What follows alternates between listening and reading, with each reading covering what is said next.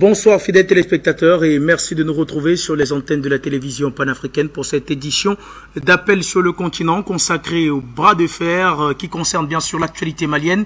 Entre ce bras de fer que les autorités judiciaires, cette fois-ci du Mali, ont entamé contre la France, plus précisément son ministre des Affaires étrangères Jean-Yves Le Drian. Les juges de Bamako ont donc décidé de convoquer le ministre français des Affaires étrangères dans le cadre d'une enquête pour atteinte au bien public de l'État malien. Cette enquête intervient à la suite de graves révélations selon lesquelles le ministre français des Affaires étrangères, à l'époque ministre de la Défense, aurait forcé la main à l'ancien président déchu Ibrahim Boubacar Keïta pour l'attribution du marché des passeports aux Maliens. Nous parlons donc de cette actualité avec vous et nos invités parce que les autorités judiciaires du côté du Mali semblent déterminées à faire toute la lumière sur cette affaire. L'affaire a été portée devant les tribunaux une fois de plus par le collectif Maliko. Nous en parlons avec nos invités, notamment Issa Diawara, qu'on appelle affectueusement le général Diawara, qui est en direct de Bamako. Bonsoir et bienvenue. Bonsoir à vous, Junior Wafo. Bonsoir à tous ceux qui suivent Afrique Média. Mais Issa Diawara, la tenue que vous arborez ressemble à une tenue de combat. Oui, effectivement, c'est la tenue de combat, quoi. D'un général m'a dit, vous voyez ça, bien avant l'arrivée des Blancs, c'est ce que nos généraux portaient. Et c'est ce que les Africains ordinaires portaient quand même. Merci à vous, en tout cas, Issa Diawara, d'avoir répondu présent à cette invitation. Également avec nous, notre géopoliticien Luc Michel, qui est en direct de Bruxelles. Bonsoir et bienvenue, Luc. Bonsoir. Bonsoir, Junior. Bonsoir à mon collègue, et c'est toujours un plaisir de vous retrouver. Merci à vous, chers messieurs. Eh bien, avant d'entrer de plein pied dans cette émission, on va également passer le bonsoir à tous les mondes qui nous regardent ce soir. Bonsoir à vous, ou peu importe l'endroit où vous vous trouvez. Eh bien, Issa Diawara, l'affaire de Jean-Yves Le Drian, ce bras de fer entamé par la justice malienne, il faut dire que cette fameuse affaire d'attribution du marché des passeports au fils de Jean-Yves Le Drian, parce qu'il faut rappeler que Jean-Yves Le Drian et son fils ont été convoqués par la justice malienne. Qu'est-ce qu'on peut dire pour permettre à tous nos téléspectateurs de mieux comprendre cette affaire qui est d'abord le collectif, on parle beaucoup du collectif Maliko. Quelles sont les missions du collectif Maliko dans cette affaire? Qu'est-ce qu'on peut dire pour commencer? Ok, merci.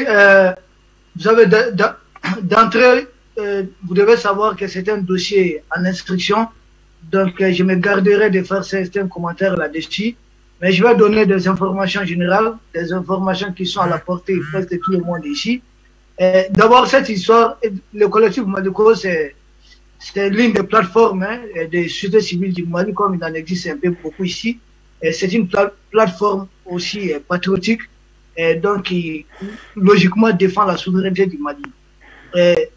La plainte pouvait venir de Maliko comme de toute autre organisation.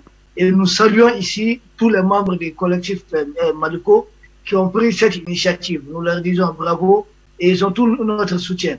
C'est quoi l'affaire en question? Vous savez, le Mali, normalement depuis 2001, le marché du passeport malien était confié à une société canadienne, CBN. Donc c'est une société canadienne qui avait le marché du passeport malien. Donc 2001, comprenez que c'était encore le président Alpha Omar Konaré qui était au pouvoir. Donc après 2001, le président ATT, Amadou Toumani Touré, paix à son âme, lui il est arrivé à compter de 2002. Donc il a continué avec le même marché, ce qui montre qu'il trouvait satisfaction, il n'avait pas attribué le marché. C'était déjà sous le régime du président Alpha Omar Konaré. Donc le président ATT a continué jusqu'à sa chute en 2012. Donc la même société canadienne a gardé le marché. Donc en 2013, quand Ibeka est venu, et que dans l'entourage du président Ibeka, il y a des gens qui tout de suite étaient pris en tenaille par les Français, ils ont commencé à avoir des marchés qu'ils peuvent s'octroyer. Où est-ce qu'on peut faire une corruption, où est-ce qu'on peut m'avouer quelque chose. Et là, ils se sont jetés sur le cas du passeport malien. C'est pourquoi c'est en 2015, juste 2 ans, je dis bien 2 ans après l'arrivée du président Ibeka, donc le marché était déjà bouclé, c'était scellé, c'était ficelé.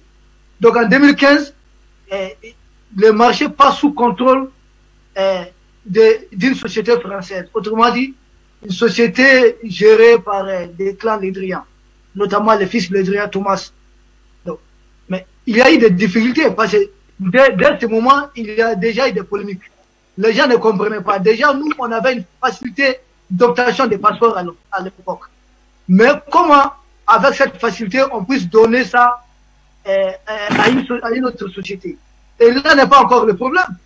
On a donné ça à une société française. Non seulement qu'il n'y a pas eu d'appel d'offres, mais il y a encore du manque à gagner pour l'État.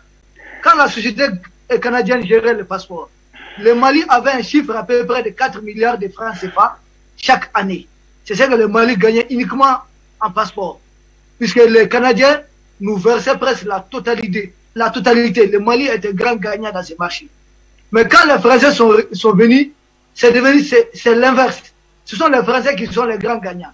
D'une recette de 4 milliards, nous sommes descendus à une recette de moins de 2 milliards par an. Donc là, ça passe pas. Et donc, premier problème, il n'y a pas eu d'appel d'offres. Deuxième problème, c'est un match à gagner. Et ensuite, troisième problème, c'est quoi?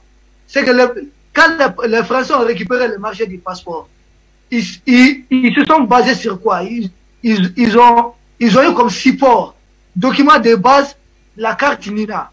Et la carte NINA, vous savez, c'est une carte qu'on estime biométrique ici. Donc, on dit, c'est une carte à la base. Au départ, c'était conçu pour servir de carte d'électeur et peut-être de carte d'identité, mais tout sauf, ce n'était pas du passeport. Donc, ils vont utiliser la carte NINA qui n'a même pas de date, de délai d'expiration. Ils vont l'utiliser comme base de support. Or, cette carte NINA, en lui-même, comporte beaucoup de problèmes. L'un des problèmes, c'est quoi? C'est-à-dire, quand ils ont été dans les familles, dans les localités, pour le recensement, on appelait ça RAVEC, pour la conception des cartes NINA. Et quand ils ont été, beaucoup se sont fait enregistrer avec des erreurs, des fautes. Je vous assure, carte NINA, les ténors de ces projets ne parviennent même pas à corriger les fautes qui sont là. Il faut faire beaucoup de va-et-vient, avec son lot de corruption. Donc les Français vont récupérer cette base de données de cartes NINA. Dites-vous qu'ils contrôlent dorénavant. Non seulement ils ont le recensement des Maliens, mais même notre arbre généalogique. C'est ce que les Français contrôlaient.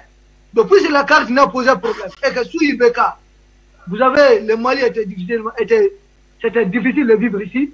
Beaucoup de jeunes Maliens se retrouvaient, je sais pas, ont traversé la Méditerranée haute, mais arrivés à l'étranger, ils ont eu besoin de passeports. Mais c'est tout sauf du sérieux avec cette histoire de carte NINA. Donc le passeport, non seulement le passeport est mal attribué, le marché, mais le support à partir duquel le passeport est élaboré, la carte NINA, pose un problème sérieux. Maintenant, qu'est-ce qu'il faut faire? Nos ressortissants qui sont à l'étranger n'ont pas accès au passeport. Ils sont en difficulté. Même ceux qui sont ici au Mali, ils sont bloqués à cause de cette histoire de passeport. C'est de la corruption totale du début jusqu'à présent. Maintenant, il est normal qu'une organisation de société civile du Mali dépose plainte.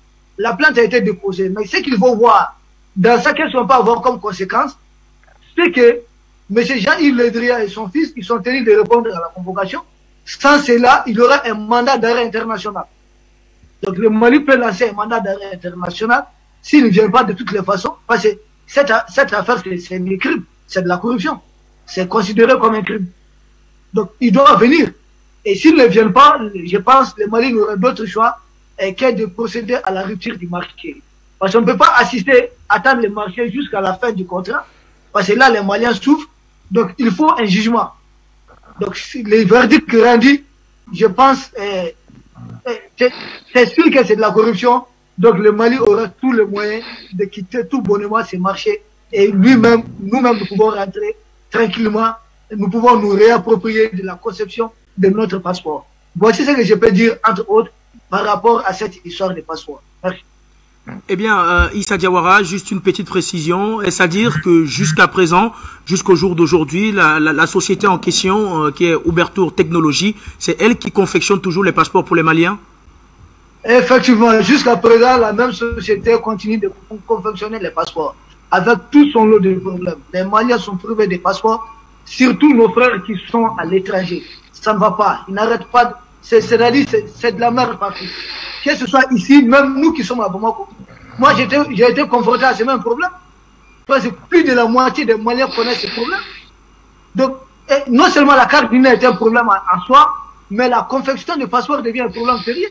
Nous ne parvenons pas à obtenir nos passeports. Comment vous allez comprendre que c'est la France qui détient, nous, nos bases de données?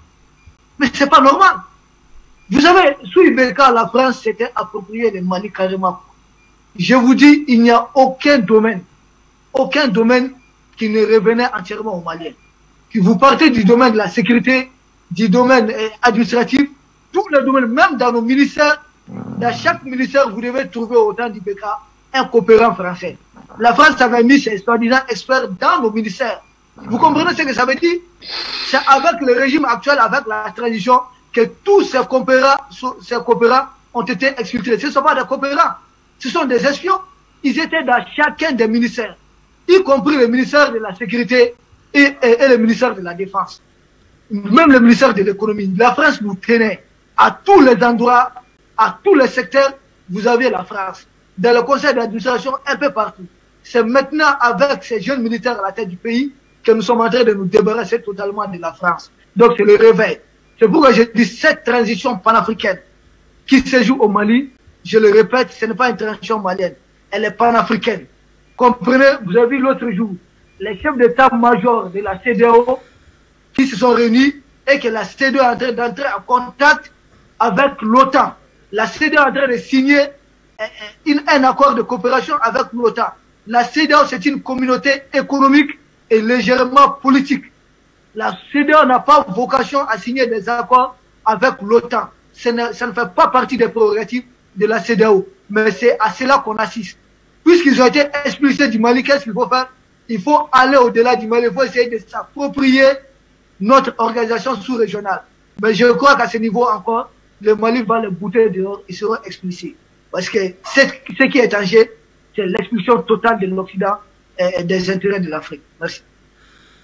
Merci à vous également, Issa Diawara. On va prendre à présent la direction de Bruxelles pour retrouver notre géopoliticien Luc Michel. Eh bien, cher Luc, Oubertour Technologies, qui est la société qui confectionne les passeports pour les Maliens, les mécanismes qui ont été employés par Jean-Yves Le Drian et toute la clique pour, en quelque sorte, permettre à cette société d'obtenir le marché. Est-ce que, d'après vous, ces mécanismes sont nouveaux dans ce qu'on observe entre les relations entre la France et le continent africain?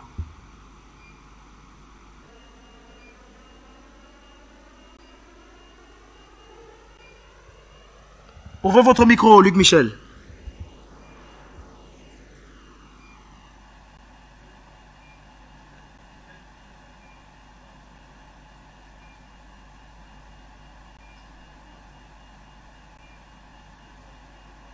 Est-ce que Luc Michel est là?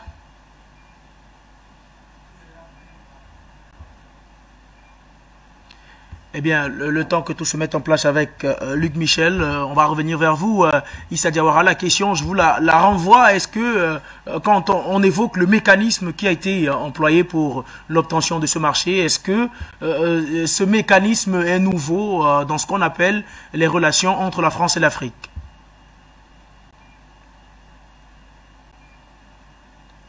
Activez votre micro, Issa Diawara.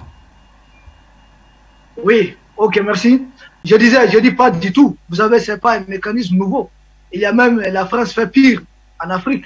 Vous savez, la France, pour beaucoup de Français, en tout cas pour beaucoup de politiciens français, à présent, ce que nous appelons nos États indépendants, souverains, ce ne sont pas des États en tant que tels, ce sont des intérêts de la France. Pour les Français, parce que c'est ce qu'il faut comprendre. Généralement, nous n'avons pas la même définition, nous n'avons pas la même conception de la chose en tout cas, que l'oligarchie française. Pour nous, par exemple, nous, ce que nous appelons la colonisation, du côté de la France, ils n'appellent pas ça la colonisation. Ils appellent ça la mission civilisatrice. Ils disent qu'ils sont venus nous civiliser. Voici là où il y a incohérence, voici là où il y a, en tout cas, disproportion au niveau des terminologies. Et ensuite, ce que nous appelons qu'ils ont obtenu un marché de façon frauduleuse. De façon frauduleuse. Pour les Français, non, loin de là. ils sont en terrain conquis, ils sont dans leur précaré. Donc, ils avaient tous les moyens de chantage sur le président défunt du Mali, le président Ibeka, puisqu'ils avaient un dossier contre lui, notamment ce qu'ils ont appelé l'affaire Toumi. Donc, ils détenaient ces secrets qu'ils n'ont cessé de menacer chaque fois de divulguer, de rendre public. Donc, c'était par chantage surtout que la France a obtenu cela. N'oubliez pas ce marché. On dit c'est Jean-Yves Le Drian lui-même en personne qui est venu, qui a fait pression. Il a joué de toute son influence. Il a joué de tout ce qu'il détenait comme dossier contre le président Ibeka. C'est à coup de chantage qu'ils ont obtenu cela. Non seulement c'est des trafics d'influence, mais à coup de chantage. Et plus grave, c'est que les Français étaient convaincus qu'ils n'allaient jamais partir d'ici. Je vous assure que Barkhane et Mini ont loué des appartements, ont loué des locaux à hauteur pour une durée de plus de 30 ans. Pour une durée de plus de 30 ans. Donc, comprenez,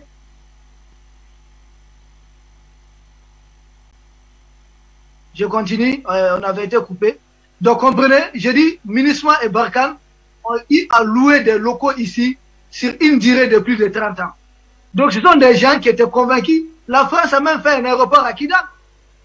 Un aéroport, je vous dis, il presse XXL. Un aéroport militaire. Donc, ils étaient convaincus qu'ils sont revenus pour du bois en Afrique. C'est pourquoi, quand il a été question même qu'ils partent du Mali, ils ont dit qu'ils vont se réinstaller au Niger. Or, ce n'est pas le Niger qui a appelé la France au départ. Le Niger a exprimé quel besoin pour que la France décide de se délocaliser vers le Niger, vers le Burkina. Et j'avais dit ici sur Afrique Média qu'ils vont tout faire pour semer le chaos dans le golfe de Guinée et vous assister à ce qui est en train de se passer au Togo. Donc pour eux, ils doivent poser bagage forcément quelque part en Afrique. Et au Mali, ils avaient fait même base sur tous les secteurs. Donc ce n'est pas nouveau pour répondre à votre question. Ces mécanismes-là, ce n'est pas nouveau. Sur quoi la France est appuyée? Regardez les accords, tous les autres accords que la France a signés avec le Mali. Par exemple, l'accord régissant la présence de Takuba. Mais c'est un accord qui ne laisse aucune possibilité de rupture de contrat. Ce n'est pas exprimé dedans. Ça ne fait pas partie. Donc pour eux, Takuba était venu pour rester pour du bon. De bon, Takuba n'était pas venu pour repartir. C'est pourquoi quand le Mali les a mis dehors et que l'Allemagne est venu pleurer et d'autres puissances de l'OTAN, ils ont dit finalement qu'il faut passer par la CEDEAO, il faut signer un accord de coopération avec la CEDEAO. Donc ces pratiques-là ne sont pas nouvelles. Vous allez expliquer par quoi, M. Junior Ouafou, qu'un État souverain comme le Mali, un pays indépendant, que dans nos ministères, dans chacun des ministères, je sais de quoi je parle, dans chacun des ministères, vous avez un représentant officiel de la France. Et la France, il les appelle des coopérants. Ce n'était pas des coopérants. C'était des gens qui tenaient nos ministres à la gorge. Et je vous dis que ces coopérants français sont jusqu'à dans la BCAO. La France est membre du conseil d'administration de la BCAO. C'est pourquoi ne soyez pas surpris que les décisions de la BCAO ou bien de l'UEMOA violent complètement tous les traités qui régissent le fonctionnement, l'implantation, le fonctionnement, les textes organiques de l'UEMOA et de la BCAO. Donc pour eux, pour les Français, quand ils agissent en Afrique, là il n'y a plus question d'état de droit. Ils sont en terrain conquis. Ce qui vaille, c'est leur intérêt. Peu importe comment obtenir cet intérêt, ce qui vaille, c'est leur intérêt. Vous allez expliquer par quoi que si le mécanisme était nouveau, vous allez expliquer par quoi que Areva qui fait qu'il n'y a presque jamais de coupure d'électricité en France et que le Niger a le 7e PIB de l'UEMOA, l'un des pays les plus pauvres de l'UEMOA. Vous allez expliquer cela par quoi? Pourtant, c'est au Niger que l'Areva produit le maximum d'uranium. Pourquoi vous allez expliquer cela? Ce seul marché pouvait suffire à faire du Niger un pays émergent. Vous venez du côté du Mali. Toutes les sociétés que la France utilise ici. Vous avez Orange, même un simple répondeur. Vous appelez, vous tombez sur répondeur, c'est facturé au Mali. Donc, toutes les sociétés françaises, c'est du vol organisé. C'est du pillage total en Afrique. C'est pourquoi je suis souvent, ça me fait rire quand je vois les commentateurs français ou bien pour un français dire, ah, on va vous envoyer vos clandestins là-bas. Je dis, mais il faut nous les amener. À ce moment, nous, là, on va nationaliser toutes vos entreprises et c'est les gens que vous allez envoyer seront recrutés directement dans les entreprises que vous avez ici. Nous n'avons pas de peur à ce niveau. Qu'ils touchent simplement un seul Africain. Et ils nous comprendront dans cette histoire. Qu'ils nous envoient un seul Africain. Et l'Africain qui va venir, l'avion qui va amener l'Africain, va repartir avec un patron d'une société française. Nous, on n'a pas d'entreprise là-bas. C'est nous qui sommes leurs mains d'œuvre. C'est nous qui faisons fonctionner leur économie. C'est nous qui payons régulièrement les taxes. Là-bas, nous nous comportons en bons citoyens, même s'ils nous prouvent des papiers. Et ici, ils viennent, ils ont tous les papiers, ils ont tous les avantages. Non seulement ils refusent de payer les taxes qu'il faut, mais ils s'approprient les marchés de façon illégale. Et l'exemple le plus frappant, c'est ce marché des passeports. Merci. Merci à vous également, Issa Diawara. La connexion semble donc rétablie avec Bruxelles pour qu'on retrouve notre géopoliticien Luc Michel. Eh bien, cher Luc, on parle de corruption, on parle de trafic d'influence. Est-ce que ce n'est pas finalement là le visage de la France-Afrique qui est mis là au grand jour du côté du Mali? Tout d'abord, il faut souligner que le Mali est en train de faire respecter sa souveraineté et il est en train, en s'adressant à quelqu'un comme Le Drian et en l'assignant devant la justice, il prouve qu'il n'y a pas de tabou. Maintenant, évidemment, la France-Afrique est bâtie là-dessus. L'historien de la France-Afrique, Jean-Pierre Batte, dans son livre La fabrique des barbouzes, qui décrit la naissance de la France-Afrique, montre bien qu'il y a trois piliers. Tout d'abord, les institutions de l'État français, c'est-à-dire l'armée, les services secrets, le Quai d'Orsay. Deuxièmement, les réseaux de barbouzes, justement. Et troisièmement, les multinationales françaises. C'est ce que démontre encore aujourd'hui Le Drian, qui est inculpé dans un certain nombre d'affaires. Il n'y a pas que l'affaire des passeports qui me semble tous de quelque chose de mineur. Il est également impliqué dans un scandale qu'on appelle les Rafale Papers, qui est un scandale de la vente des avions Rafale à l'Inde et qui implique lui, mais également François Hollande, l'ancien président. Il est impliqué dans des scandales de népotisme familiaux, c'est-à-dire des interventions en faveur de ses fils et de ses petits-fils dans différentes affaires privées. Mais ce qui est intéressant, c'est que nous aller plus loin. François Mitterrand, depuis Mitterrand, la France-Afrique a évolué.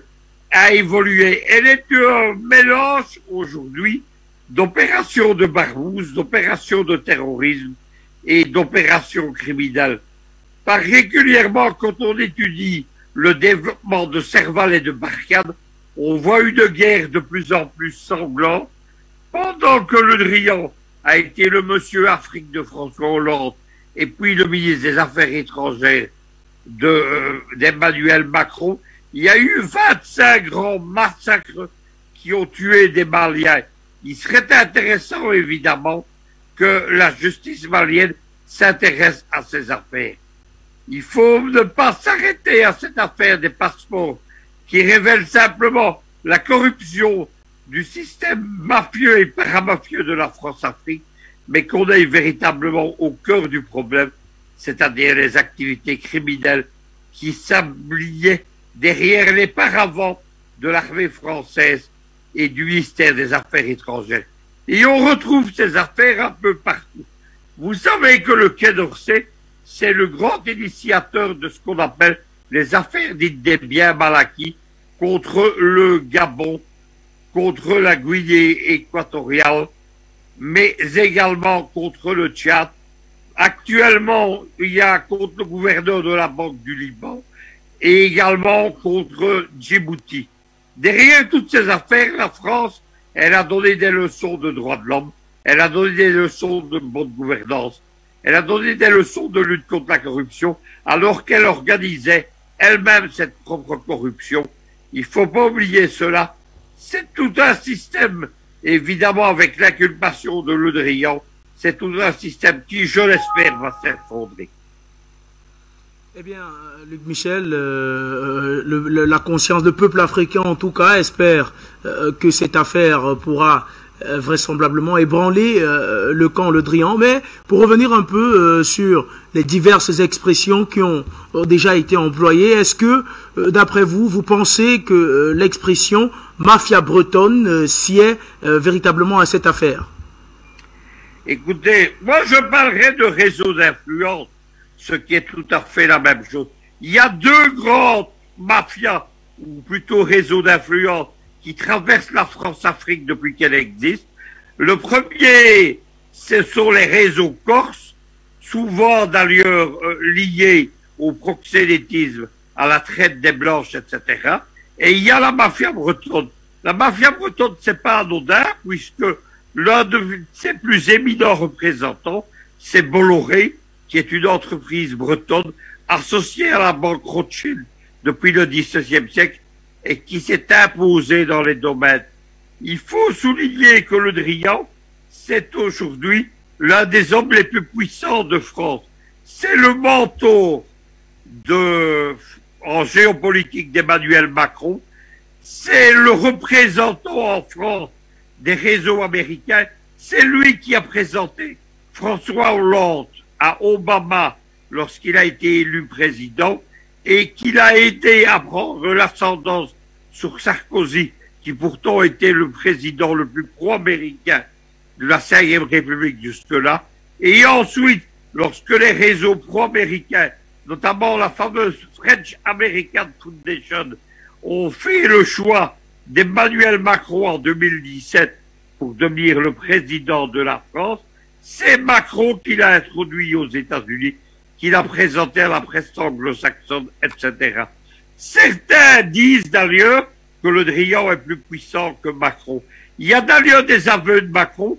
On ne sait pas très bien ce qui s'est passé, mais un jour, dans une conversation privée mais tenue dans les caméras, Macron a parlé de l'état profond français qui se dissimulait derrière le Quai d'Orsay.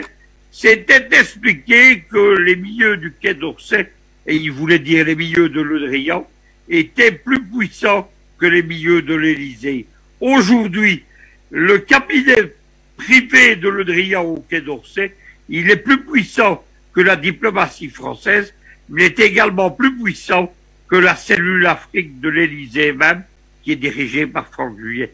C'est cela qu'il faut savoir. Lorsqu'on suit les grandes affaires qui opposent le Quai d'Orsay et Le Drian, il faut bien le dire, aux chefs d'État africains, en particulier la Guinée équatoriale, on retrouve évidemment cette influence de Le Drian. C'est Le Drian qui pousse actuellement à la confrontation, à la rupture, avec Malabo par exemple. Vous savez que la Guinée équatoriale, l'affaire des biens mal acquis, n'est pas terminée. Il y a un gros dossier qui empoisonne les relations des deux pays.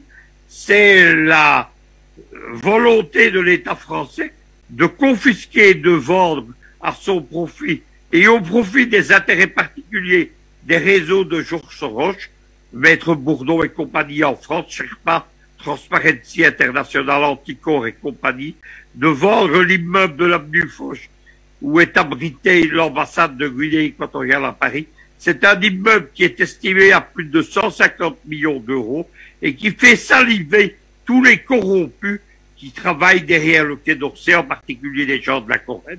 Et la Guinée équatoriale a dû s'adresser à la Cour d'appel. Elle a une procédure judiciaire actuellement en cours qui n'est pas liée au bien mal acquis, qui est un procès distant, qui est une procédure qu'on dit en restitution pour faire constater que le bien saisi n'appartenait pas au vice-président de Guinée équatoriale, Théodore Mangué-Onganema, mais était un bien patrimonial de l'État équatorien. Derrière ça, on trouve Le Drian. Et derrière Le Drian, il y a quelque chose de bizarre. On trouve évidemment les réseaux de Georges Soros, les gens de William Bourdon, Transparency International, Anticor, etc. Ce qui n'a pas toujours été le cas d'ailleurs. Pendant une période en 2018, ces gens étaient opposés à Macron et à Le Drian. Il s'est passé quelque chose en coulisses d'ailleurs. Mais aujourd'hui, c'est Le Drian qui décide de ce qu'est la politique étrangère française et pas Macron, contrairement à ce qu'on peut croire. C'est la même chose qui se passe actuellement. Macron se donne les premiers rôles. Il est l'interlocuteur officiellement de Poutine, etc. Mais en réalité, la politique extérieure de la France, elle est déterminée par Le Drian. Merci à vous, Luc Michel. Eh bien, Issa Diawara, on vous retrouve. Luc Michel vient de faire des révélations, il faut le dire. Elles sont fracassantes. Jean-Yves Le Drian serait le seul maître de la politique étrangère de la France sur le continent africain. Oui, effectivement, Junior, permettez-moi de saluer vraiment... Ouvrez votre micro, Issa Diawara. Oui, j'ai dit, permettez-moi, M. Junior Wafo, de saluer vraiment les commentateurs panafricains qui se battent au quotidien face à la vague, contre la vague des gens que la France a appelés pour infiltrer tous les réseaux panafricanistes. Et nous disons bravo à ces gens. Karen Kwame recevait mes salutations, notre sœur Amina Fofana, Fefe Fundi et tous les autres. Ceci étant, pour répondre à votre question, vous savez, il a touché non seulement Jean-Yves Le Drian. Vous savez, l'Afrique, comment les dossiers africains est géré au niveau de l'Élysée. C'est ce qu'il faudrait chercher beaucoup plus. C'est ce qu'il faudrait chercher à comprendre, ces mécanismes. C'est-à-dire, au niveau de l'Élysée, ils ont mis en place une cellule. Je dis bien une cellule. Qui est d'Orsay, là, le ministère des Affaires étrangères, là, gère les affaires du monde pour les Français. Ce n'est pas même les affaires d'Afrique en tant que telles. Les affaires d'Afrique sont gérées par des gens mandatés par Jean-Yves Le Drian.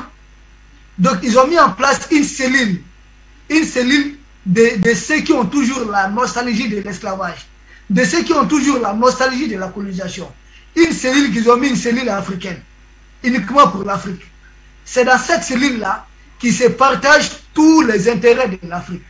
Cette cellule-là, c'est ce qu'ils mettent en œuvre. C'est pourquoi Luc Michel a parlé de ces réseaux corse et autres. Donc, ils ont des réseaux qui sont logés dans une cellule au niveau de l'Élysée. Mais regardez, le simple palais de l'Élysée. Qui a construit le palais de l'Élysée? Ce sont des esclavagistes.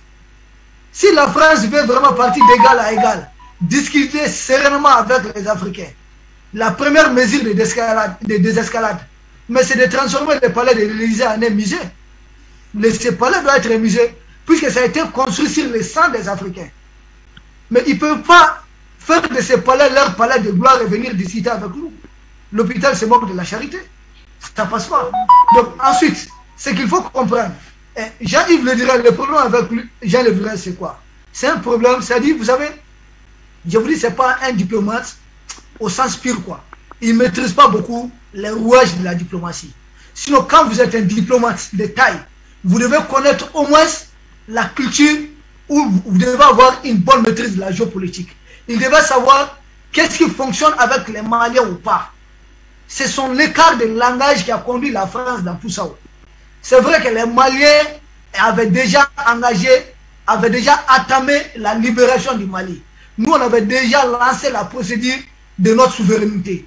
Qu'il fasse, qu'il dise, qu'il parle de gouvernement illégitime ou pas. Mais il a précipité, il a accéléré les choses.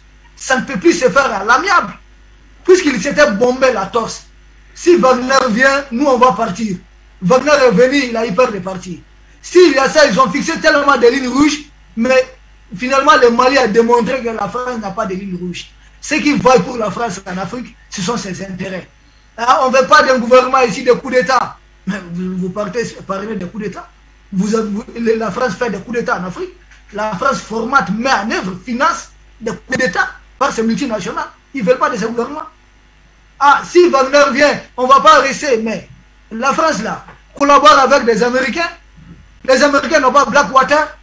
La Légion étrangère de la France, là, où il y a des militaires qui ne peuvent même pas parler français. Ce ne sont pas des mercenaires.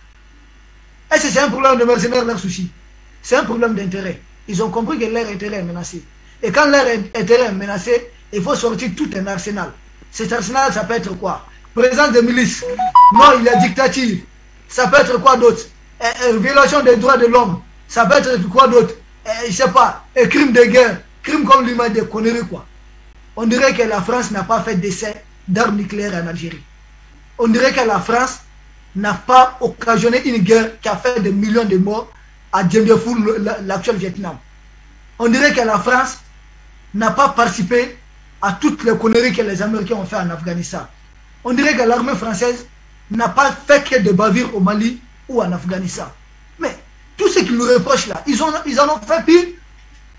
Et ils parlent des terroristes, qu'ils veulent combattre les terroristes. Mais quel Quel est le pays qui a armé les terroristes en Libye? C'est pas la France. Qui a fait parachuter les armes au niveau de Djebel le Foussa? Ce n'est pas la France. Mais c'est la France qui a fait ça. C'est la France qui a armé les terroristes en Libye, des islamistes. À l'époque, c'est la France, l'Occident, qui a libéré les célèbres prisonniers libyens qu'on appelle Belhadj, et que Kadhafi avait fait arrêter pour appartenance à Al-Qaïda. Kadhafi a mis l'Occident en garde, mais faites attention. Vous dites que vous voulez amener la démocratie. Mais de l'autre côté, je vois Belhadj et ses hommes d'Avora. Je vois Belmokhtar d'Avora. Je vois tous ceux que vous combattez ailleurs. Je les vois d'Avora. Comment avec ces gens vous voulez justifier votre désir d'implanter, je ne sais pas, une fameuse démocratie en Libye? Et qu'est-ce qui s'est passé? Et ces terroristes qu'ils ont armés en Libye pour renverser Kadhafi, et les groupes rebelles du Mali qui étaient pro-Kadhafi, qui défendaient Kadhafi, mais ils ont utilisé ces deux protagonistes pour former une seule coalition, une grande coalition, des rebelles séparatistes et des djihadistes pour envahir le Mali. Donc quand on vous dit que le dossier de l'Afrique est géré par Jean-Yves Le Drian et autres, Macron n'a pas les mains dans ce dossier. Comprenez que Macron, un jeune qui vient se faire coiffer par ce vieux qui a été ministre de la Défense de François Hollande, ce n'est pas gratuit.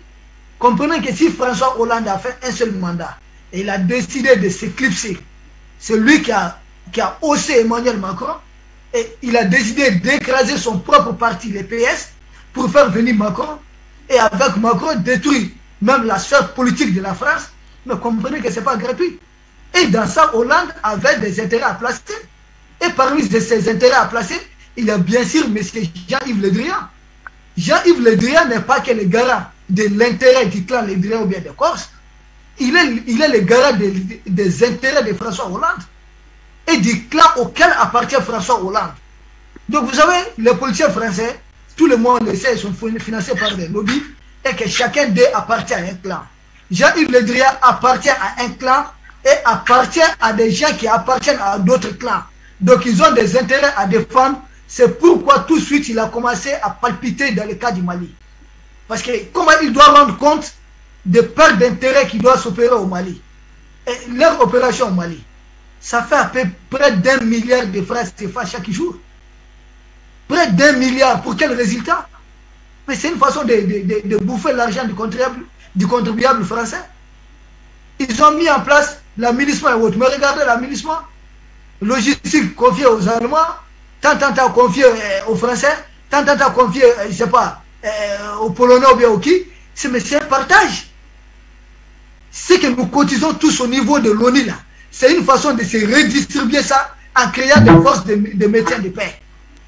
Donc c'est un réseau, ces gens-là appartiennent à des réseaux. Tout ce qu'ils mettent sur pied, G5 Sahel, qu'est-ce qui a fait échouer? Ils ont mis ça sur pied, ils ont parlé de besoin d'un budget de 430 millions d'euros. Mais sur les 430 millions d'euros, l'Europe même a mobilisé 50 millions d'euros. Mais pour quelle opération? Les États africains, les 50 millions d'euros. Donc ça restait en tout cas à peu près 330 millions d'euros. Les Américains, c'est Donald Trump qui a dit non. Il dit qu'il ne va pas financer ça. Parce qu'il sait que c'est livrer l'argent à la France. Parce que la France est en train de vendre nous notre insécurité. Elle crée l'insécurité en Afrique. Ensuite pour la monnaie, pour la revendre à l'ONU. Parce que le budget, regardez l'exécutif de l'aménagement, c'est quasiment la France. Le G5 Sahel, où est-ce que les chefs d'État sont partis se réunir? Ce n'est pas en France. Les sommets de Pau. Donc, Takuba, ce n'est pas la France qui les a fait venir. C'est une façon pour la France de s'enrichir à partir des opérations qu'elle met en place un peu partout au Mali. C'est pourquoi quand le Mali a dit non, il faut trouver un moyen de justifier toujours ses dépenses. De justifier toujours le financement de leur réseau. Donc c'est pourquoi ils se sont déplacés vers le Niger. Et vous voyez qu'est-ce qui s'est passé. Tout le monde sait que le Mali est le pays le plus en pointe dans la lutte contre le terrorisme. Mais c'est Antonio Guterres, le secrétaire général de l'ONU. Il est parti au Sénégal, un pays frontalier du Mali. Il est parti au Niger, un pays frontalier du Mali. Il n'est pas venu au Mali. Demandez pourquoi. Il n'est pas venu au Mali. Et c'est au Niger qu'il fait un discours. Il demande à tout le monde de venir investir dans l'armée nigérienne, dans la défense du Niger. Il demande aux investisseurs de venir investir là-bas. Il fait un appel à leur multinationale. Il demande à leur réseau de multiplier le financement au niveau du Niger. Et lui, il aura son pourcentage. Le réseau qui a fait de lui le secrétaire général de l'ONU, ce réseau doit avoir son pourcentage, sa part. Tout comme ce qui se passe au Congo, ils ont leur part. Donc le ministère des Affaires étrangères en France, pour ce qui concerne le cadre de l'Afrique, c'est un réseau. C'est vraiment une mafia très bien organisée. C'est un partage de gains qui est là-bas. Puisqu'à partir de ces réseaux, ils n'ont pas de compte à rendre à leurs contribuables. Ils n'ont pas, ce n'est pas un budget qu'ils vont justifier aux contribuables français. Parce qu'avec cela, ils vont retrouver les gilets jaunes et autres dans la rue. Donc c'est quelque chose, toutes leurs magouilles, ils peuvent les faire, ils peuvent les opérer tranquillement en Afrique sans crainte. C'est pourquoi ne soyez pas surpris que dans les réseaux, ils vont même au-delà. Ils mettent des chefs d'État en place qui leur donnent complètement des mallettes remplies de billets. Et nous, Africains, ce qui compte beaucoup pour nous, c'est notre réveil. C'est ce qui est en train de s'opérer au niveau du Mali. Ils ont peur, ils ont cette palpitation. Ils ont peur du financement de leur réseau, de l'entretien de leur réseau, pour la survie de leur réseau. Mais c'est la destruction, c'est le début de la destruction de leur réseau. Même s'ils sont partis se rétablir au niveau Niger, ça va continuer. Les peuples africains sont en train de se réveiller. Les Maliens ne sont pas plus intelligents que les Nigériens, ou bien plus intelligents que les Burkinabés. Nous appartenons, nous sommes les mêmes peuples. Nous avons les mêmes intelligences.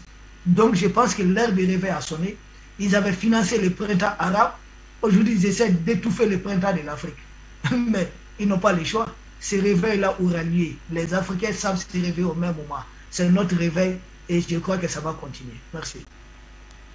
Merci à vous également, Issa Diawara. On reprend la direction de Bruxelles pour retrouver Luc Michel. Eh bien, cher Luc, tout à l'heure, vous avez décrit Jean-Yves Le Drian comme étant désormais tout puissant, ayant un contrôle absolu sur la quasi-totalité de la politique étrangère française, étant même au-dessus du président Emmanuel Macron. Est-ce à dire, Luc Michel, que Emmanuel Macron ne pourrait pas se débarrasser de Jean-Yves Le Drian, même s'il le voulait?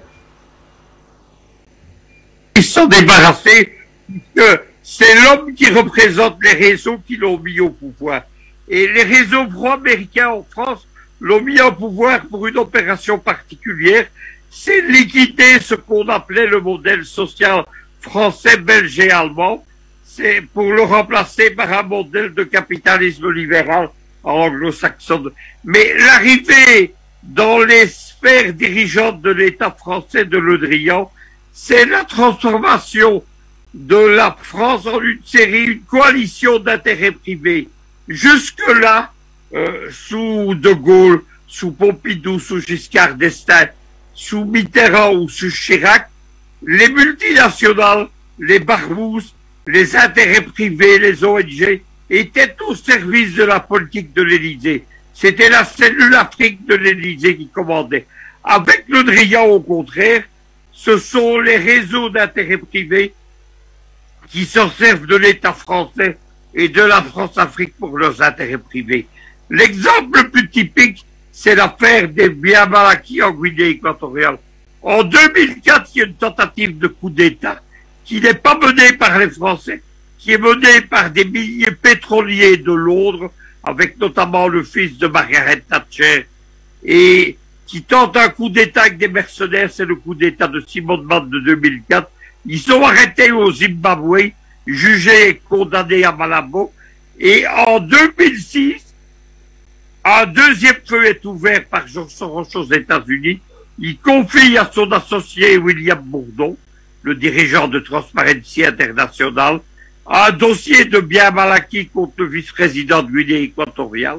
Et c'est le départ de l'affaire des biens mal acquis en France.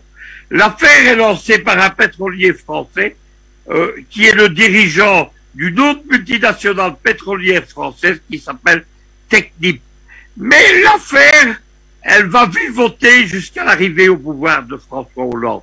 Lorsque Hollande arrive au pouvoir en 2012, on dit qu'à partir de ce moment-là, William Bourdon a toutes ses entrées à l'Élysée. On voit la justice française instrumentalisée par le Quai d'Orsay et qui va littéralement traquer la famille Obiang jusqu'au coup d'État de 2017 où on voit des intérêts privés, les gens de la Corrèze, les réseaux de George Soros, une série de barbouzes, se servir des réseaux du Quai d'Orsay pour tenter un nouveau coup d'État. Il recommence actuellement, maintenant, pour tenter une déstabilisation en 2023. Mais depuis, il y a eu l'affaire du Liban. On retrouve les mêmes protagonistes. Qu'est-ce qui se passe au Liban? Le Liban est déstabilisé en 2021. Il y a l'explosion sur le port de Beyrouth. La moitié de la ville est détruite. Et il y a une grave crise économique au Liban. La crise est aggravée par la politique des sanctions américaines, ce qu'on appelle la loi César, qui vise en fait à empêcher la reconstruction de la Syrie et qui frappe au cœur les économies de l'Irak, de la Syrie et du Liban. À ce moment-là, Macron part au Liban servir les intérêts américains et il va jouer au proconsul, tenter de renverser la majorité politique pro-iranienne, etc. Il va échouer. Et à ce moment-là, les réseaux de George Soros, dont William Bourdon, vont lancer à Paris une affaire de biens mal acquis contre Riyad Salamé, le gouverneur de la Banque du Liban. Le but du raid, c'est de détruire la livre libanaise et que George Soros s'en empare. On se rappellera que Soros, au début des années 90, c'était un spéculateur qui avait mis à genoux la livre britannique et en 1995, la livre thaïlandaise et la livre de ce qu'on appelait actuellement les monnaies des 5 tirs asiatiques. Il a fait fortune sur cette spéculation sur les monnaies. Eh bien, on voit les mêmes réseaux manipuler le Quai d'Orsay, recevoir l'aide de Le Drian, du Quai d'Orsay de la justice française, pour lancer une affaire des biens mal acquis. Ensuite, il y aura une autre affaire, c'est l'affaire de Djibouti. Ça n'arrête pas, évidemment, depuis que Le Drian est ministre des Affaires étrangères, évidemment. Il est au service, visiblement, d'intérêts privés. Ça nuit d'ailleurs aux intérêts de la France. Quand vous suivez l'affaire du contentieux qui oppose Malabo et Paris, vous voyez que l'ambassadeur de Guinée équatoriale à Paris, Miguel Oyono Mifumé, il fait tout pour préserver la stabilité entre les deux pays, en sachant que l'affaire, si elle est aggravée par le Quai d'Orsay, va conduire à la rupture de la relation diplomatique entre les deux pays. Et malheureusement, Le Drian, évidemment, ne fait que jeter de l'huile sur le feu. C'est la même chose dans tous les grands dossiers, et on peut s'interroger sur cette privatisation du Quai d'Orsay. Issa Diawara le rappelait en début d'émission, Roberto Technologies est toujours cette société-là qui confectionne les passeports maliens. Est-ce que d'après vous, les autorités maliennes devraient mettre un terme à ce contrat? Ah oui, mais évidemment, c'est ce qui est en cours. Vous savez, le Mali va mettre presque terme à tous ces contrats. Vous avez remarqué, il est très rare de voir le colonel Assimi Goïta faire un discours. Presque jamais. Lui, il ne parle pas, quoi. C'est la force tranquille. Vous avez les autorités du Mali, ce sont des gens qui préfèrent agir beaucoup. Vous avez le volet communication, souvent vous voyez les premiers ministres, mais les 5 colonels là, ils ne parlent pas. Mais pourtant, ce sont eux qui sont derrière tout ce que vous voyez. Mais ils ne parlent jamais. Parce qu'autrefois, nous étions habitués à des grands discours. Dénoncer la France, tout. Mais les 5 colonels, non, quand vous voyez Assimi Goïta parler, vous allez dire que monsieur n'est pas à l'origine de ce qui se passe. Les autorités du Mali, je vous rassure, ils vont mettre fin au contrat avec cette société française. Ça, c'est clair. Ça, si c'est presque déjà le cas. Ça, on va mettre fin à cela. Mais chose bizarre que je voulais dire et clarifier. Jean-Yves Le Drian, le Quai d'Orsay, leur ministère des Affaires étrangères, dit qu'ils n'ont pas pris connaissance, en tout cas, de cette convocation. Mais pourquoi ils en parlent s'ils n'ont pas pris connaissance? Comme ils sont un pays des droits de l'homme, et qu'ils en sont informés, même si c'est par voie de presse, mais qu'ils viennent répondre à leur convocation. Puisqu'ils sont un pays des droits de l'homme, et qu'ils savent qu'il y a convocation contre lui, s'il ne parvient pas, on ne parvient pas à l'atteindre, mais qu'il crée les moyens de venir retirer sa convocation. Pourquoi lui, il ne peut pas venir directement faire sa convocation? Pour qu'il sait, puisqu'il sait déjà qu'il a cette convocation. Mais pourquoi il ne prend même pas la peine de se prononcer alors sur la question? Il sait de quoi il s'agit. Donc, ni son fils, ni lui, ils ne sont en train de se prononcer pour le moment. Et il fait semblant, on n'a pas encore pris connaissance de la plainte. Mais le seul fait d'en parler, ça veut dire que tu as déjà pris connaissance. Nous prenons acte, nous prenons note, nous disons que M. Jean-Yves Le Drian a pris connaissance. Et si la France veut le juger là-bas, nous on va demander à la France de l'extrader. C'est ce que la France nous fait. À chaque fois qu'ils prennent des dirigeants africains, ils n'ont pas créé ce pays. Quand ils nous prennent nos dirigeants là, quand ils prennent des Africains, ils disent qu'il faut les extrader là-bas. Oh, maintenant, nous aussi on demande qu'ils nous extradent M. Jean-Yves Le Drian.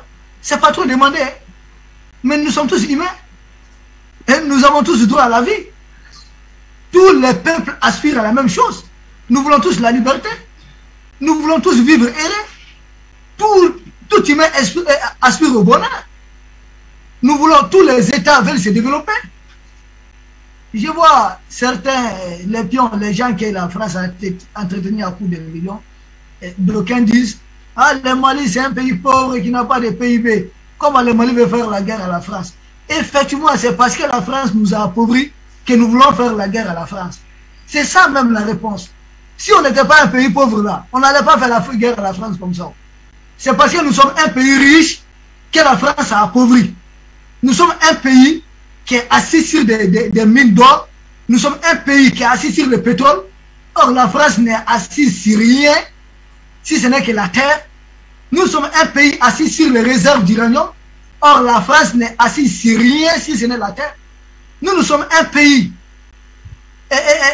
assis aujourd'hui sur des réserves, je ne sais pas, de plutonium, de bauxite. Mais la France, là, sur des réserves de gaz, de pétrole, la France n'est assise sur rien. Elle ne repose sur rien. Donc la France et nous, il est très bizarre de traiter la France d'un pays développé, un pays riche, et de nous traiter de pays pauvres. Mais si la France est riche, c'est parce qu'elle nous a volé. C'est parce qu'elle nous a beaucoup volé que nous nous sommes réveillés maintenant. Et le réveil de l'Afrique, c'est le réveil de l'éléphant qui dormait. Nous sommes en train de nous réveiller pour dire maintenant, bon, suffit de voler. Nous n'avons même pas dit ramenez-nous ce que vous avez volé. Je ne veux pas pour que la France plaît. Sinon on avait dit ramenez-nous tout ce que vous avez volé. Je comprends peut-être qu'ils allaient commencer à payer. Mais on n'a même pas demandé cela. Nous avons dit suffit maintenant le vol. Nous-mêmes nous voulons utiliser nos ressources. Nous-mêmes nous voulons devenir aussi maintenant des pays riches. Nous aussi nous voulons nous développer. Nous voulons goûter à ce que vous appelez développement. Et c'est dans ça qu'ils ne parviennent pas à dormir. Et puis ce qu'ils appellent développement chez eux. Parce que je vois, ils filment leur ville là. Puis ils ont des buildings et autres. Ça ne nous dit rien. Nous les Africains là. Les buildings là, ça ne nous dit rien. Ça c'est la civilisation du matériel. Nous voulons vivre heureux. Nous aspirons simplement au bonheur. Nous ne voulons pas partir coloniser la France. C'est pas ça notre combat.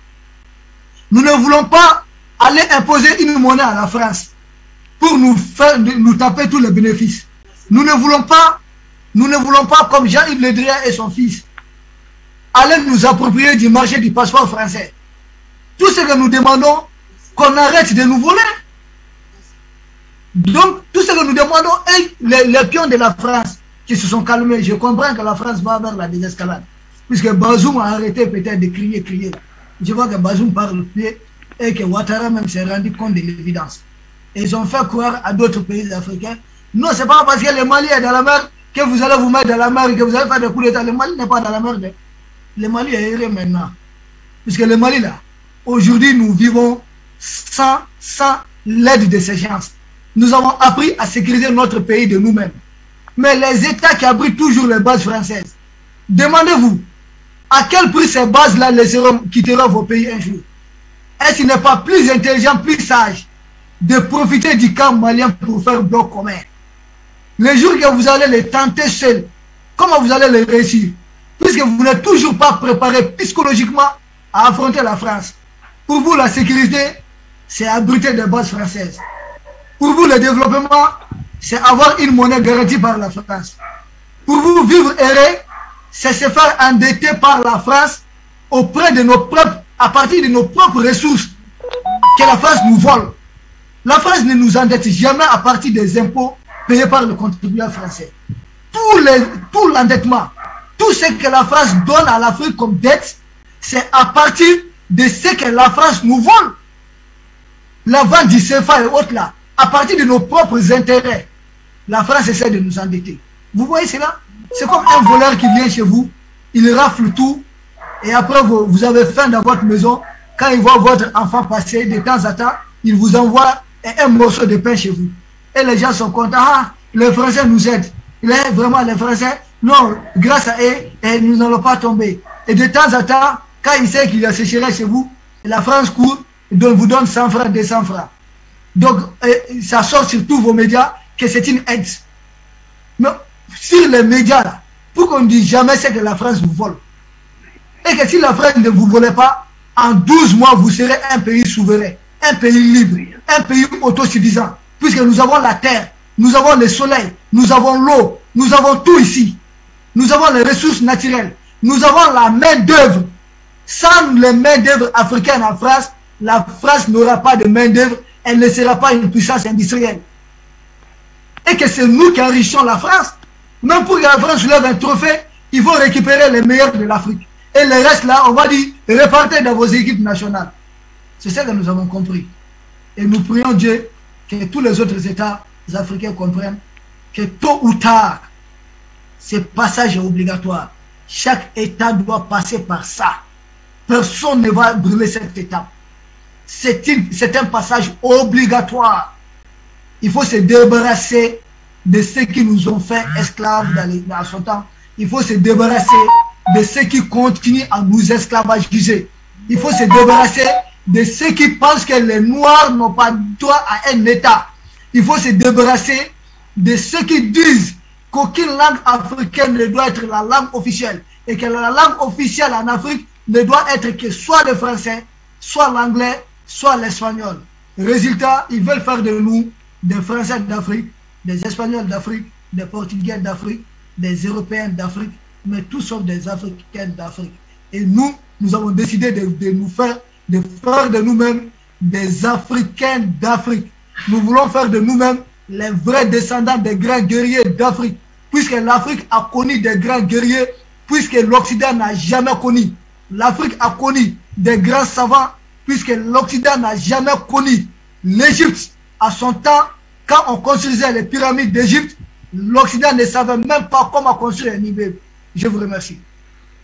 Merci à vous également, Issa Diawara, pour ce brillant développement. On va retrouver Luc Michel de l'autre côté de Bruxelles, étant donné qu'on sort déjà de cette émission. Eh bien, cher Luc Michel, Jean-Yves Le Drian est donc attendu le 20 juin prochain du côté de Bamako pour répondre à cette convocation de la justice malienne. D'ici là, quelle marge de manœuvre reste-t-il au ministre des Affaires étrangères de la France ? Je pense qu'il va continuer évidemment à comploter contre le Mali, mais c'est un peu un boomerang qui revient à Le Drian. C'est la façon dont il comporte avec les chefs d'État africains, en particulier avec la famille Bongo et avec le vice-président de Guinée équatoriale. On les a convoqués devant la justice française comme des délinquants, on les a condamnés dans des affaires pénales de droit commun, et aujourd'hui c'est le temps de Mitterrand. De Le Drian. Évidemment, il ne se présentera pas. Il ne faut pas se faire d'illusions. C'est la rupture entre Paris et Bamako. Ces infractions s'est mué à aggraver la rupture. Et je pense que c'est ce que Bamako veut faire. Il y a au départ l'arrivée des conseillers militaires russes. Il y a le dossier ukrainien. On n'est plus aujourd'hui dans une ère de discussion où régnait la diplomatie internationale. On est au retour aux années qui ont précédé 1980, c'est-à-dire la meilleure période de la guerre froide.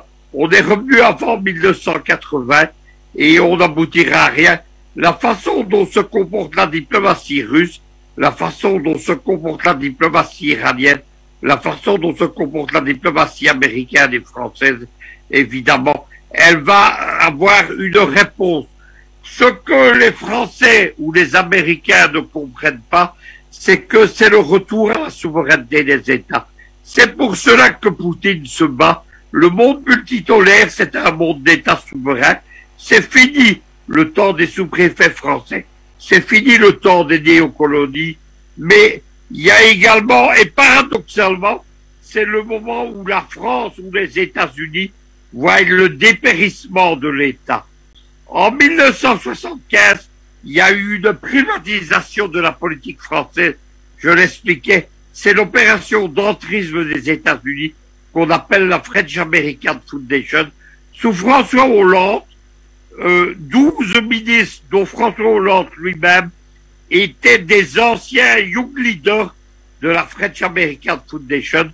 Sous Macron, Macron était un ancien young leader et l'ancien premier ministre Philippe également. Voilà donc ces réseaux privés au service d'intérêts privés. Un deuxième réseau d'influence et tout puissant en France, c'est justement la Fondation Saint-Simon qui est le TikTok privé de Le Drian. Macron aujourd'hui, c'est un président avec une légitimité électorale, une légalité électorale, mais plus de légitimité. Un Français sur deux n'a pas été voté aux dernières élections. Macron n'est pas l'élu de 60% des Français. Il est l'élu de 60% des Français qui sont allés voter, c'est-à-dire même pas 30%. C'est le même phénomène aux États-Unis. Aux États-Unis, il y a une abstention gigantesque qui a précédé d'ailleurs l'abstention française ou européenne. Et Joe Biden, c'est un président minoritaire élu par une minorité d'Américains. Il y a un sondage qui est sorti hier, c'est l'étude de l'opinion publique américaine sur le dossier de l'Ukraine. Une majorité de plus de 60% des Américains soutient et souhaite la victoire de Poutine dans la crise ukrainienne et condamne la politique de Joe Biden. C'est la même chose avec les gens comme Macron ou comme Le Drian. Ce sont des gens minoritaires au service d'intérêts privés. Ce cirque, parce que c'est un cirque, De Gaulle disait que les Nations Unies c'était un machin. Maintenant on est dans un cirque démocratique.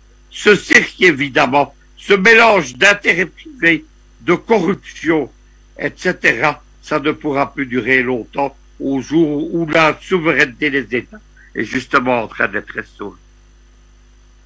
Michel, on va sortir avec vous avec cette dernière question.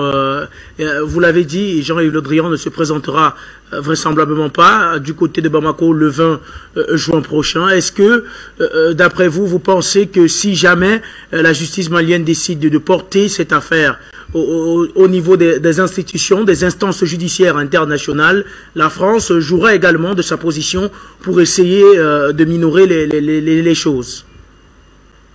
Oui, ce qu'on appelle la justice internationale, c'est une comédie ou un cirque. Elle est impitoyable pour les petits, en particulier les petits pays qui sont les ennemis du bloc occidental. La Yougoslavie dans les années 90, l'Irak, le Liban, l'Iran actuellement, qui est une puissance régionale, mais une petite puissance par rapport aux États-Unis ou à la Russie. Mais dès que ça se rapproche des grands, et en particulier des Occidentaux, il n'y a pas de mesures qui sont prises. Lorsque Mme Bensouda a voulu engager un dossier contre les Israéliens à Gaza et en Cisjordanie, mais surtout contre les Américains en Afghanistan, eh bien, Trump, évidemment, l'a fait frapper de sanctions, a fait confisquer, mettre sous saisie ses biens aux États-Unis, a annoncé que les forces spéciales américaines viendraient l'enlever en Europe pour la juger aux États-Unis. Il n'y aura donc jamais, évidemment, ni Interpol, qui est un machin au service des Occidentaux depuis maintenant 70 ans. Interpol a été fondé par le général SS Heydrich, le chef de la Gestapo nazie, en 1937. C'est dans le siège d'Interpol, à Berlin, sur le lac Wannsee, qu'on a décidé de la solution finale des Juifs. Eh bien, après 1945, Interpol est passé dans le service des Américains. Elle a traqué, par exemple, les Kadhafi, mais elle n'a rien fait contre les grands pays. Il faut donc pas se faire d'illusions. Il n'y aura pas de série, mais l'important, ce ne sont pas les réalités, ce sont les symboles. C'est important. Un Le Drian condamné, faisant l'objet d'un mandat international, obligé de faire jouer les relations du Quai d'Orsay pour que ce mandat ne soit pas appliqué, en particulier en Afrique, ce qui va sérieusement lui compliquer la vie. C'est le boomerang du mal qu'ils ont fait au vice-président de Guinée équatoriale ou à Omar El-Béchir. Vous savez que le vice-président de Guinée équatoriale, à un moment donné, ne savait presque plus se déplacer en Afrique. Le seul homme politique africain qui a osé le recevoir à l'époque, c'était le vice-président de Guinée équatoriale, Guillaume Soro, qui l'a reçu en 2014. Omar El-Béchir a été un paria. On a essayé en 2018 de l'arrêter, de transférer à La Haye des juges sud-africains issus de l'apartheid. Et il a fallu que pendant 48 heures, Afrique Média intervienne en direct sur tous les plateaux pour empêcher son extradition. Eh bien, aujourd'hui, c'est un boomerang. L'homme que vous voyez à l'écran, c'est Maître William Bourdon, l'associé de Soros en France, l'homme qui a lancé les biens mal acquis contre Djibouti, contre la Guinée équatoriale ou contre le Liban, par exemple. C'est un des plus grands corrompus de France. Il a été à un moment donné où les choses n'allaient pas bien entre Macron et les réseaux de Georges Soros. Il a été poursuivi en France pour des affaires de corruption et de prise d'intérêt. Vous devez savoir une dernière chose pour comprendre comment ces gens marchent. En 2017, donc en 2016, Macron, il était élu avec le soutien des réseaux de Georges Soros. Le nom de son mouvement, qui s'appelait alors En Marche, c'était la traduction du principal mouvement de Soros aux États-Unis, On Move, ce qui veut dire en marche en anglais. Mais en 2017, quand Trump prend le pouvoir, Macron se rattrape de Trump et ils ont ce qu'on appelle un bromance, c'est-à-dire un brothership romance, une romance diplomatique et d'amitié qui va durer pendant 1 an et demi avant qu'ils se refassent. Et c'est la colère des réseaux de Georges Soros. À ce moment-là, tous les réseaux de Georges Soros en France, ils traquent Macron et Le Drian. C'est l'époque où Le Monde, qui est un journal financé par Soros et la fondation Bill Gates, lance les affaires notamment qui rattrapent aujourd'hui Le Drian au Mali, notamment l'affaire de la fourniture des passeports. C'est cela qu'il faut comprendre. Ces gens n'ont aucune légitimité, ils n'ont aucune indépendance. Ce sont des marionnettes au service d'intérêts internationaux. Il y a une autre affaire qui le révèle, ce sont les fameux Panama Papers, dans lesquels on trouve tous ces gens. Un des principaux protagonistes des Panama Papers, c'est par exemple le président d'Ukraine, Zelensky, qui est l'un des principaux accusés et qui est tenu par les mêmes réseaux. Vous avez vu le show que Zelensky assure un peu partout dans le monde occidental depuis 2 mois. Eh bien, Zelensky, en fait, c'est un comédien qui joue un rôle au service de ses intérêts. Ce n'est pas un clown, c'est simplement un comédien qui n'a aucune indépendance. C'est la même chose avec Le Drian, c'est la même chose avec Macron, et c'est très triste, évidemment, pour ce monde occidental qui prétendait, parce que grâce à Poutine c'est en train de se terminer, qui prétendait diriger le monde.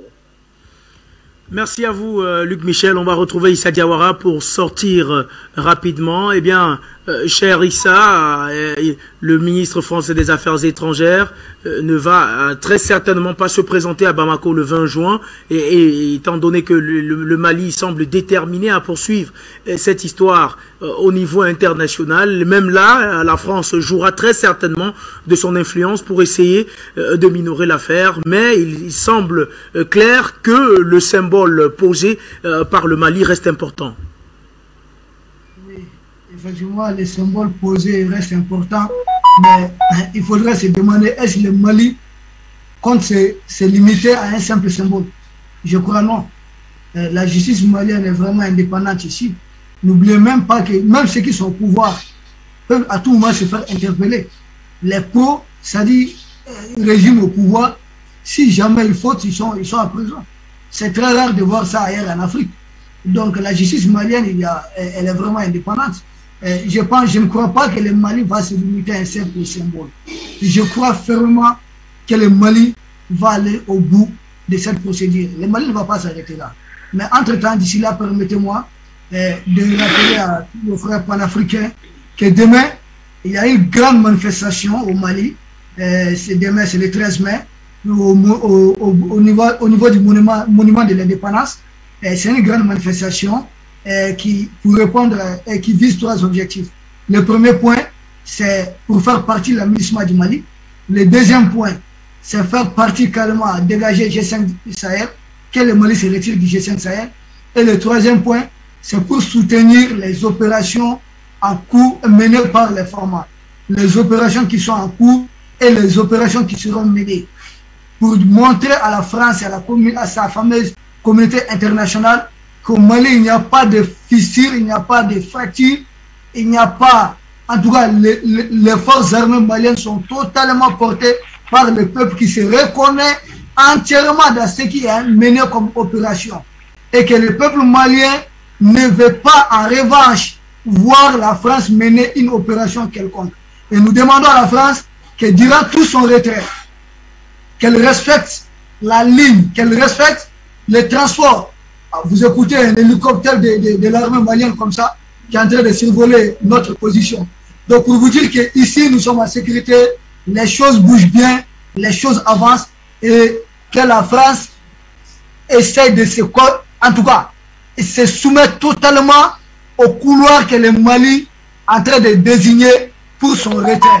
Si elle tente de sortir de ce couloir, ça risque de ne pas bien se tourner pour elle.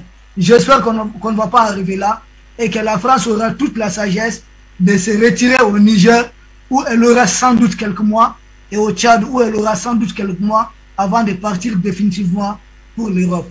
Et donc qu'ils comprennent que c'est fini. La France-Afrique, c'est le début de la fin qui a commencé et que nous avons d'autres partenaires qui sont beaucoup plus fiables et que nous avons des partenaires gagnant-gagnant. Et que même si la France veut un partenariat gagnant-gagnant, qu'elle sache qu'elle doit d'abord rompre totalement, qu'elle parte d'abord.